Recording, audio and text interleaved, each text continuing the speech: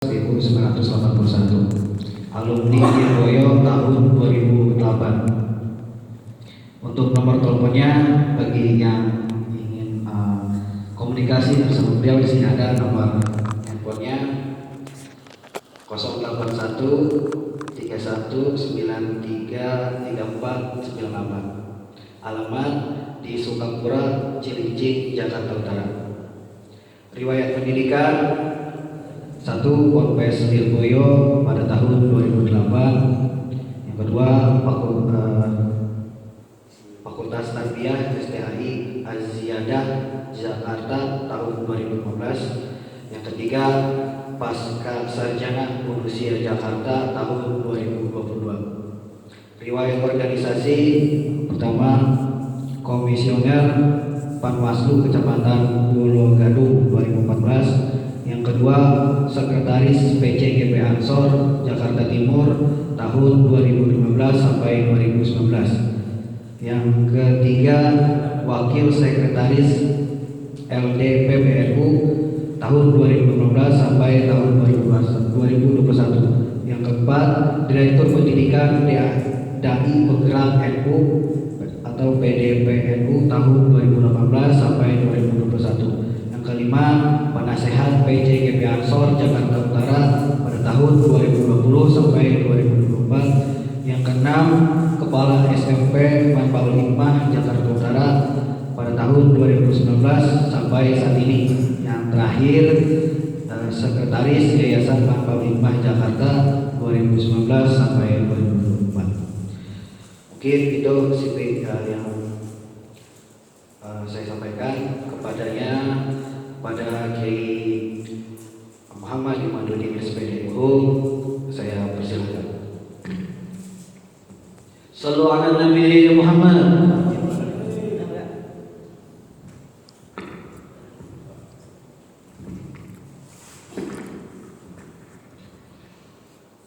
Assalamualaikum warahmatullahi wabarakatuh. Waalaikumsalam warahmatullahi wabarakatuh. Puasa udah berapa hari?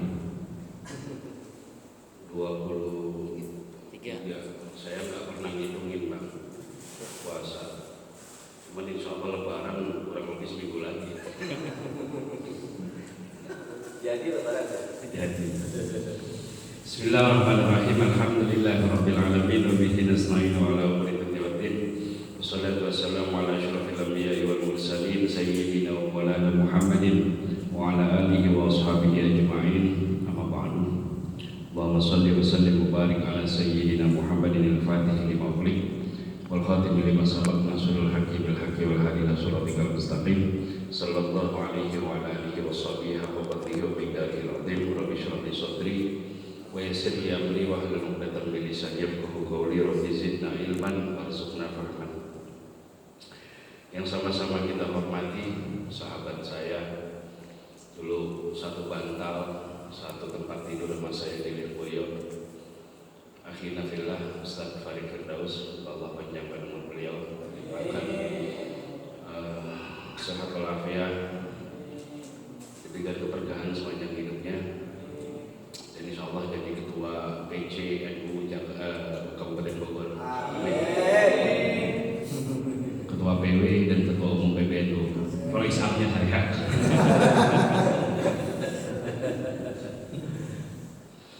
Kemudian Pak Kadit tadi ya, beliau menyampaikan begitu banyak tentang teori-teori ideologi, bagaimana sejarahnya, dan luar biasa. Jadi Kadit Satpol PP bisa dalil. Apresiasi buat beliau. Kemudian Ustaz Miftahudin, ketua LDNU ya, LDNU Kecamatan Kemang. Di tipikal mubalik itu begitu Pak. Kalau disuruh dikasih pik wajib itu bisa nggak selesai. Kenapa? Karena memang ini seperti itu. Dan saya juga mubalik. Saya di LDNU, di PBNU. Jadi karena kemarin saya mendukung guru saya. Karena saya mendukung guru saya, Al-Mukarram Profesor Said Akil Siraj. Saya tahu diri lah.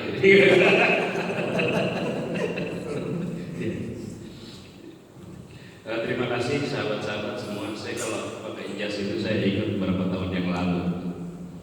Pas betul saya jadi sekcap Jakarta Timur itu pas Ahok jadi gubernur. Sampai jadwal khutbah saya itu hilang di beberapa masjid.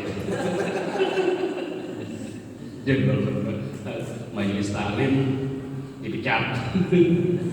Jadi ada WA, Assalamualaikum Ustaz, mohon maaf untuk pengajian Ustaz kita hentikan karena berdasarkan rapat pengurus musola katanya Ustaz mendukung Ahok. Ampun. Jadi waktu dulu kita bikin di Jakarta Timur itu yang ada rame itu jenazah pendukung Ahok tidak boleh dimandikan gitu kan. Ya kita bikin undang wartawan semuanya. GP Ansor Jakarta Timur siap memandikan jenazah yang tidak mau dimandikan. Dipanggil sama Pak Jarod waktu itu ke rumah dinasnya, selesai urusan. Gitu, ya. Jadi teman-teman, Ansor saat ini sudah 88 tahun, bukan usia yang muda, berdiri 1934. Kalau dulu tantangannya GP Ansor ketika Kiai Abdullah Ubed mendirikan GP Ansor itu di mana kita sedang menghadapi masa pergerakan dan setelah itu adalah masa revolusi fisik. Jadi tantangannya waktu itu adalah bagaimana mengusir penjajah dari negeri kita. Dan seperti disampaikan oleh Pak Khalid tadi, ulama di Indonesia ini berbeda dengan ulama di Timur Tengah. Kita lihat ya, kita agak lihat sejarah ketika Turki Utsmani runtuh pada 1924 oleh seorang agen Zionis namanya Mustafa Kemal Atatürk. Saya katakan saja agen Zionis. Itulah khalifah terakhir Islam. Nah, dari sekelompok umat Islam yang sayangnya ini bukan ulama, bukan berdirinya di Mesir. Di antaranya yang pertama dipelopori oleh Jamaluddin Al-Afghani, punya gagasan pan-Islamisme. Jadi menyatukan semua umat Islam apapun firqahnya, apapun harokahnya. Jadi ada yang terkenal tuh di Ikhwan itu kita sepakat untuk hal-hal yang kita sepakati dan kita bertoleransi untuk hal-hal yang berbeda. Kemudian muridnya punya murid namanya Hasan Al-Banna. Hasan Al-Banna ini beliau seorang sufi.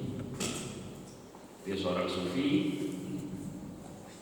dan cerdas. Memang Hasan Al-Banna ini cerdas.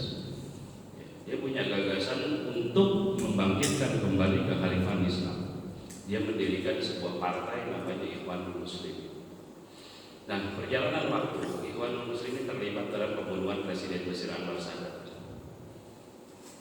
Dan yang waktu itu pimpinannya sampai Hasan Al-Banna sendiri terbunuh. Kemudian Hasan Al-Banna digantikan oleh Said Qutb. Said Qutb dia ini bukan Azhari, bukan alumni Azhar, bukan ulama. Dia di penjara, di dalam penjara dia menulis sebuah buku yang sampai saat ini dijadikan sebagai kitab suci untuk gerakan tarbiyah. Namanya Ma'alim fil Qorib. Dan dalam buku itu dia mendefinisikan jahiliyah. Nah, ini menarik. Jahiliyah didefinisikan oleh Qutb.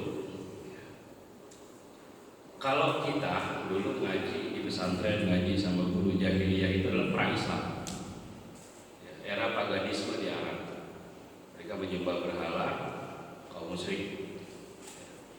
Tapi jahiliyah didefinisikan oleh Qutb ini adalah semua sistem yang tidak berdasarkan Islam.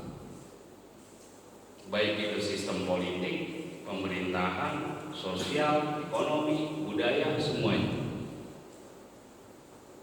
Semua sistem yang tidak berdasarkan dari Al-Quran dan Sunnah itu adalah sistem kufur, sistem jahiliyah, wajib diperangi. Jadi sudah melebar definisinya. Nah kemudian Said Qutb ini meninggal digantung Dan pengikut-pengikut Ikhwanul Muslimin ini dikejar-kejar oleh pemerintah Mesir, Gamal Abdel Nasir. Nah, ada Said Qutb punya adik namanya Muhammad Qutb. Dia lari ke Saudi. Di Saudi, dia menyebarkan pemikiran-pemikiran Said Qutb. Dan Muhammad Qutb, dia punya santri namanya Ayman Al-Zawahiri. Ayman Al-Zawahiri, dia punya santri namanya Usama bin Laden. Jadi sanadnya jelas kan? Sanadnya jelas. Nah, Usama bin Laden menurut Amerika terlibat dalam apa? WTC tanggal berapa September itu? 2001. Dilindungi oleh Mullah Umar Taliban di Afghanistan dan sampai sekarang. Jadi sanad radikalisme itu berawal dari sana. Berawal dari, kita bicara sejarah ya, kita bicara sejarah. Nanti tafsirkan masing-masing. Jadi berawal dari Ikhwanul Muslimin, timbullah namanya Salafi Jihad.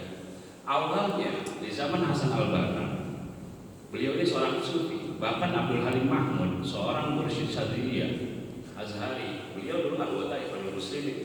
Profesor Abdul Halim Mahmud itu belakangan keluar dari Ikhwan.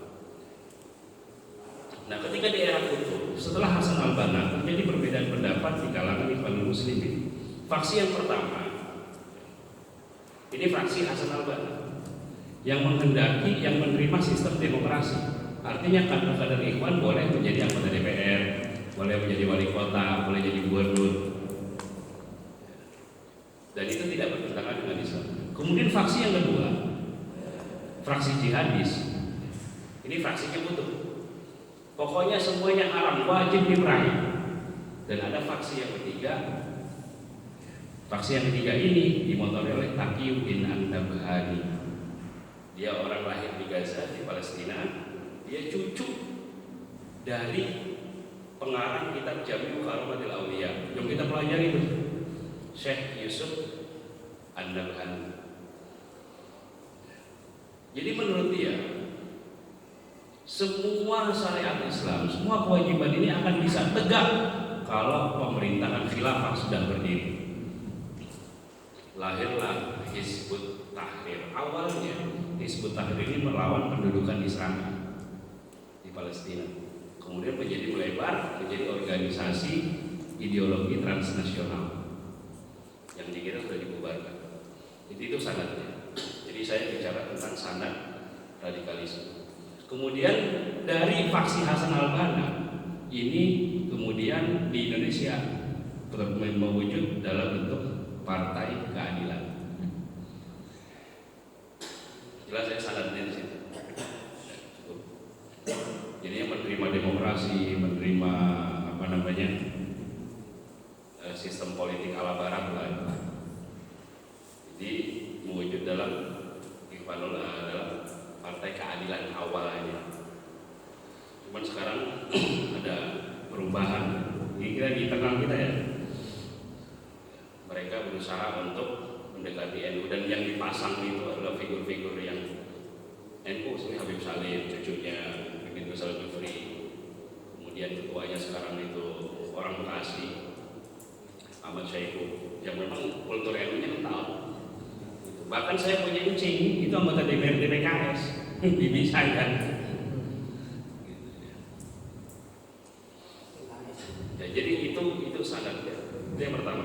Yang kedua,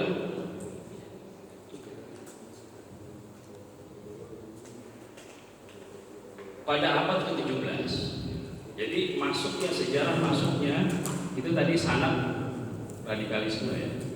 Sekarang sanad kita. Islam masuk ke Nusantara ini diperkirakan abad 14 abad ke-15. Jadi kerajaan Islam yang pertama itu dari Aceh. Di Wali Songo itu abad ke-15 jalurnya. Kalau berdasarkan tulisannya Alwi Shihab, Wali Songo itu leluhurnya dari Hadramaut. itu keturunan dari Abdul Malik Al-Madkhon di India. Abdul Malik Al-Madkhon ini anaknya Alwi bin Muhammad Sohib Mirbat Ambil Faqih, pamannya Al-Faqih Al-Muqaddam, peletak dasar Thariqah Alawiyah. Abdul Malik Al-Madkhon punya putra namanya Jamaluddin Husain Al-Akbar di Campa. Jadi di Campa itu ada dua kerajaan, itu saling bertikai. Kerajaan Hindu berhasil didamaikan oleh Jamaluddin Husain Al-Akbar sehingga Campa menjadi Islam semua. Dan keturunan Jamaluddin Husain Al-Akbar inilah yang menjadi wali songo.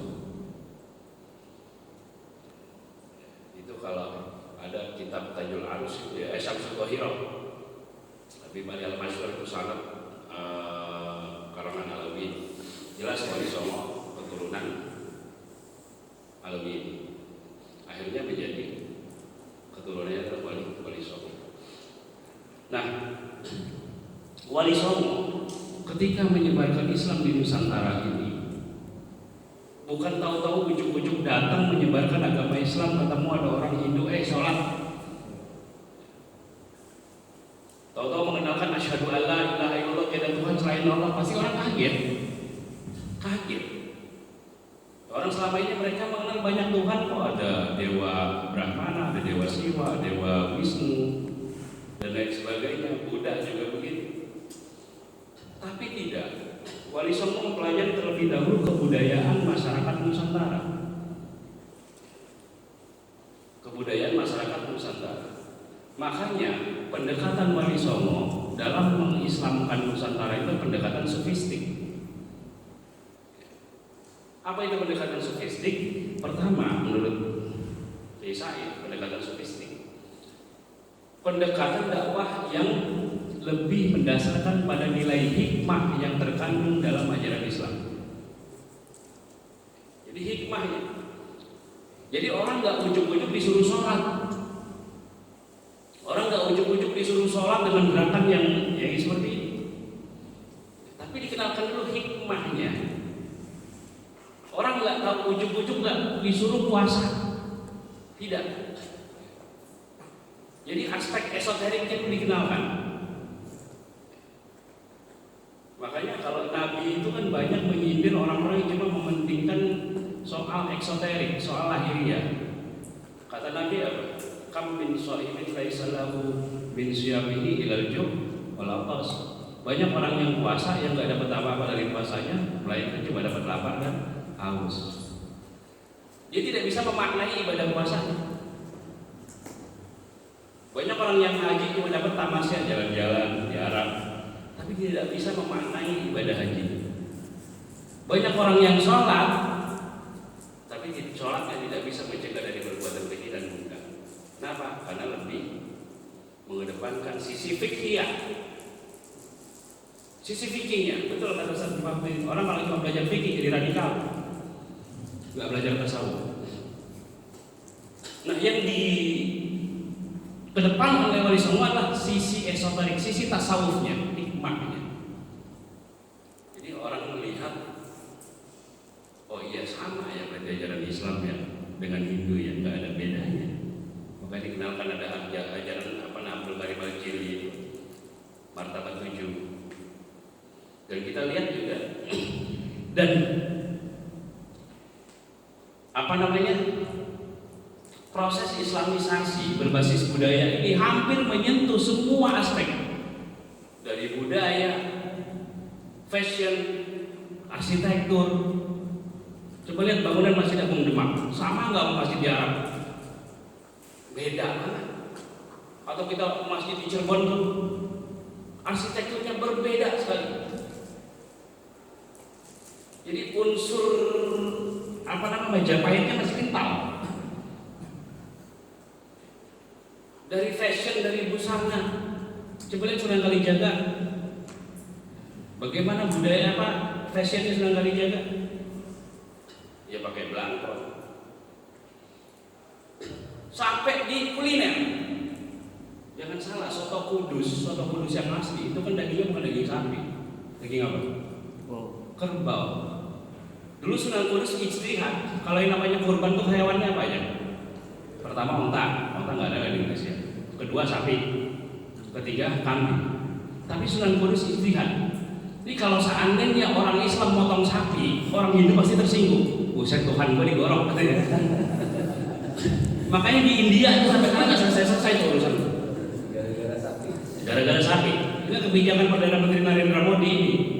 Sapi udah dianggap Tuhan gitu. Kenapa? Karena emang dia partai Hindu Bharatiya Janata Party itu partai Hindu nasionalis. Jadi kalau di India itu kalau yang namanya sapi, orang ngusir sapi aja bisa kena pidana itu di India. Makanya India perlu belajar ke Kudus. Sunan Kudus istihadnya apa? Ganti pakai kebo. Lah mungkin kalau di Arab sana, waduh, liberal lagi. Korban pakai kebo. Dan satu lagi, lihat kita kalau kita ziarah Wali Songo Sunan Kudus, itu pintu gerbang Masjid Al-Aqsa, Masjid Kudus itu apa itu? Menara Kudus. Itu kan candi. Ya, Menara Kudus itu candi. Pas di pintu masuk Masjid Kudus itu candi. Sama aja kita bawa salib taruh di depan masjid kan sama kayak gitu. Ya enggak? Kalau sekarang mungkin Sunan Kudus Syed Jamal Sadiq dibilang liberal itu. Kalah Gusman itu kalah. Dibilang liberal. Dan yang memberi nama Kudus itu adalah Sunan Kudus. Al-Quds asalnya Palestina. Di Al-Quds di sebelah utaranya itu ada kalau di Yerusalem Al-Quds itu sebelah utaranya itu ada Bukit Moria. Kebetulan memang settingan Sunan Kudus di sebelah utaranya kota Kudus itu ada Gunung Muria. Gunung Muria tempat tinggalnya siapa? Raden Sahid Sunan Muria. Artinya Kudus itu bisa menjadi miniatur dari ruwetnya peradaban dunia sekarang ini. Jadi di awal abad ke-21 ada seorang futuris namanya Samuel Huntington. Dia punya teori namanya Clash of Civilization, benturan peradaban. Ketika komunis runtuh, maka musuh barat berganti. Pertama adalah Cina, yang kedua adalah Islam. Tapi dia melupakan ada Islam Nusantara di situ. Islam Nusantara tidak mungkin berbenturan dengan peradaban manapun. Islam Nusantara bukan membenturkan, bukan sifatnya berhadapan, tetapi mewarnai. Nah itu beda. Jadi Islam yang dibawa, Islam ala Wali Songo ini bukan memberangus kebudayaan yang sudah ada, akan tetapi mewarnai kebudayaan tersebut sehingga senafas dengan ajaran Islam tanpa meninggalkan sama sekali kebudayaan yang sudah ada. Nah ini basis ideologi kita. Artinya apa? Kader Ansor, kader Banser, dimanapun mereka bisa hidup tanpa berbenturan dengan kebudayaan manapun. Ente tinggal di Amerika bisa menyatu dengan kebudayaan masyarakat Amerika, kecuali yang jelas-jelas bertentangan dengan Islam. Ya kayak free sex, itu jelas kita tolak. Tinggal dimanapun kita bisa mewarnai. Dan inilah strategi kebudayaan yang dikembangkan oleh Wali Songo. Jadi bagaimana menjadikan budaya sebagai basis penyebaran agama Islam? Budaya adalah infrastruktur yang membangun peradaban Islam. Itu adalah Islam Nusantara. Sampai kapanpun, sampai yaumil kiamat, doktrin ini akan tetap bertahan. Kenapa? Karena dia fleksibel. Dia bisa menyesuaikan diri dengan wilayah manapun, dengan kebudayaan manapun, dia bisa mewarnai. Nah, strategi kebudayaan yang dikembangkan Wali Songo ini punya landasan, punya pijakan ya. Jangan tahu dibilang liberal, nggak ada dalilnya, ada jelas. Wali Songo itu bukan orang bego, bukan orang yang ngaji lewat lingkop. Orang baru ngaji sebentar aja ngaji, padahal ngaji politik udah berani berfatwa gitu. Wayang haram, hari ibu haram. Kalau ulama NU kan nggak gitu. Coba lihat hasil keputusan Basul Masail NU, pasti jawabannya selalu alternatif. Boleh kalau, nggak boleh kalau. Pasti begitu, jawabannya selalu begitu. Boleh kalau, jawabannya tafsir. Bagaimana hukumnya bank konvensional? Boleh dengan catatan ini. Selalu keputusan enggak, tidak pernah ada keputusan tunggal. Tidak pernah keputusan Basul Masail itu hitam putih. Enggak pernah. Selalu ada alternatif yang diberikan untuk jawabannya. Jadi nggak ujung-ujung tahu haram. Lah ini lagi. Kalau cuma kita dakwah cuma basis fikih, yakin lari semua. Yakin lari. Fabima rahmatin minallahi lintalakum walau kunta faddan ghalidhal qalbi lan faddu min hawlik. Maka dengan sebab rahmat Allah Muhammad, lintalah kamu berlemah lembutlah kepada mereka. Walau kunta faddan, kalau seandainya kamu keras,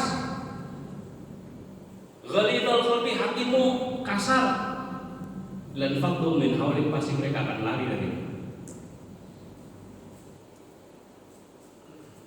Ini ayat Quran, itu ayat Quran. Jadi apa pijakannya Wali Songo? Jadi merumuskan strategi dakwah seperti itu. Pijakannya itu adalah ayat Quran, wa kadzalika ja'alnakum ummatan wasata litakunu syuhada'a 'alan nas. Dan begitu juga kami jadikan kamu, kita nih umat Islam nih sebagai ummatan wasata, sebagai umat yang berada di tengah-tengah. Lah umatan wasata itu apa? Umat tengah-tengah. Ya umatan wasata. Umatan wasata itu apa? Umatan wasata itu umat yang dalam beragamanya mengacu pada 3 prinsip. Pertama, tawasud, yang kedua tasamuh, yang ketiga tawazun. Ini dalil landasan teologisnya seperti itu. Semuanya 4 mazhab itu tawasud, pertengahan antara tekstual dan liberal. Teologi Asy'ari itu tawasud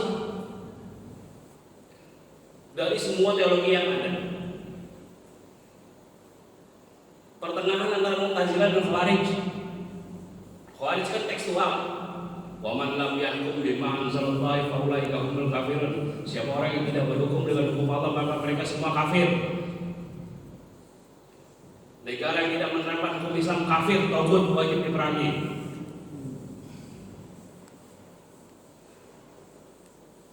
Semua pelaku dosa besar kafir. Dan sebaliknya Mu'tazilah seperti itu, rasional ansih. Jadi orang masuk surga, orang masuk neraka karena hasil usahanya dia, karena amalnya dia.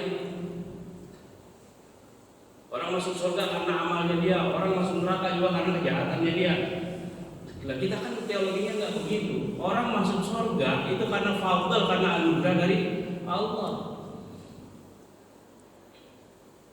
Sebesar apapun dosa orang, tapi kalau dia dapat anugerah, dapat fadl dari Allah, orang bisa masuk surga. Sebaiknya sesoleh apapun orang, nggak menjamin dia masuk surga. Orang Abu Nawas saja nggak pantas kalau dia bilang masuk surga. Abu Nawas namanya kan Hasan bin Hadi. Dia ini penyair, tukang bikin syair, yang suka menghibur, sering ngolah Harun Ar-Rasyid ini dia. Jadi kalau Harun Ar-Rasyid lagi bete, dia panggil Abu Nawas tuh. Nah, dihiburlah Abu Nawas, mereka habis dikasih emas. Itu kan ngolah Harun Ar-Rasyid nih. Kayak Ansor itu ngolah wali kota.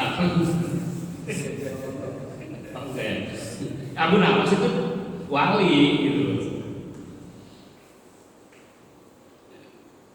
Itu dia mengakui dia sering minum khamr, Abu Nawas itu. Tapi ketika meninggalnya, di bawah bantal tempat tidurnya itu Abu Nawas ditemukan ada sebaik syair namanya I'tiraf. Kata Abu Nawas, Ilahi lastu lil firdausi ahlan wala aqwa 'alan naril jahim. Ilahi Tuhanku, lastu lil firdausi ahlan. Saya ini enggak pantas jadi ahli jadi penghuni surga Firdaus. Tapi wala aqwa 'alan naril jahim, tapi saya enggak kuat masuk neraka jahim. Ini maunya apa? Aku bingung. Masuk surga enggak pantas, tapi masuk neraka enggak mau. Terus maunya apa? Fahabli taubatan waghfir dzunubi. Jadi terimalah taubatku waghfir dzunubi, dan ampuni dosa-dosaku. Fa innaka ghafirud dzambil azim. Karena sungguhnya Engkau ya Allah Zat yang Maha Pengampun dosa, Maha Pengampun dan Maha Agung. Jadi kan retorikanya Abu Nawas. Dan Tuhan senang yang kayak gini gitu.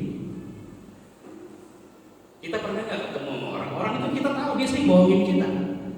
Tapi kita senang aja sama dia.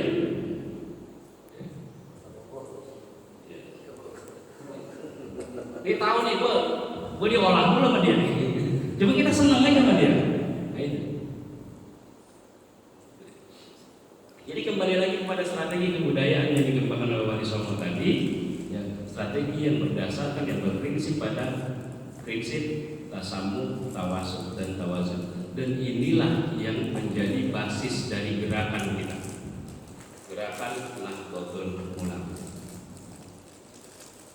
Mau sampai kapanpun tetap kita basis ideologi kita ini. Mau muncul NU garis lurus, orang nih. Yang artinya cuma fikih kok. Apa-apa perspektifnya fikih. Iya, apa-apa perspektifnya fikih. Kalau semua dijawab dengan fikih nggak selesai-selesai. Nah kalau dulu Wali Songo masuk ke Nusantara ini pakai pendekatan fikih, perang gitu Pak. Perang. Saya nggak ikut NU-nya Said Akil, saya nggak ikut NU-nya Gus Yahya, saya ikut NU-nya Mbah Hasim. Emang lu hidup di masa emang lu ketemu Mbah Hasim Asy'ari?